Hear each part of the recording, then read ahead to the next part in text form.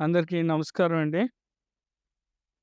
ఇటువంటి కార్యక్రమాల్లో పాల్గొనడం మాకు చాలా అరుదు.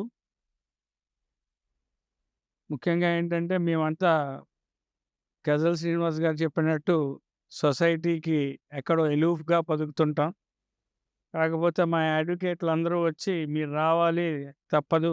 ఇది మాకు ఆనవాయితీగా ఉంది" అంటే యాక్సెప్ట్ చేశాను. ముఖ్యంగా ఏంటంటే 'కృష్ణ' గారి సినిమాలు చూస్తూ పెరిగాం మేము. 1980స్, 90స్ నుంచి 2000 వరకు. అప్పట్లో ఉన్న నటులు అందరికి ఏంటంటే ఇప్పుడు లేరు అని గాదు.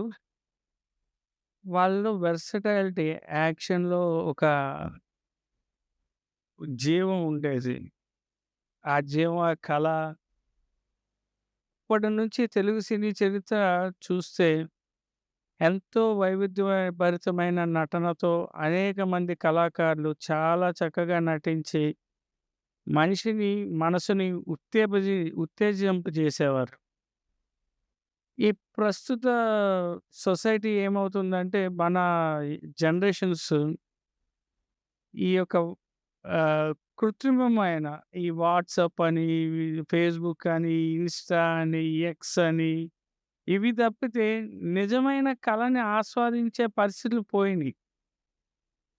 సో, అటువంటి కళాకారుల్ని సత్కరించుకోవడం ఒక సత్సాంప్రదాయం. ఆలాపన వారు చేస్తున్నందుకు చాలా ఐ కంగ్రాచ్యులేట్ దెమ్. మంచి కార్యక్రమం. మన కళాకారుని మనం గుర్తుంచుకోవడం అన్నది చాలా అవసరం. అండ్ ఆ కళ వల్ల అనేక రకాలుగా మనిషి యొక్క పరివర్తనలు చెందుతాయండి. నిజమైన కళ, నిజమైన సంగీతం అన్నది మనిషికి చాలా ప్రభావితం చేస్తది. అది కంటిన్యూ చేయాలి అని కోరుకుంటున్నాను.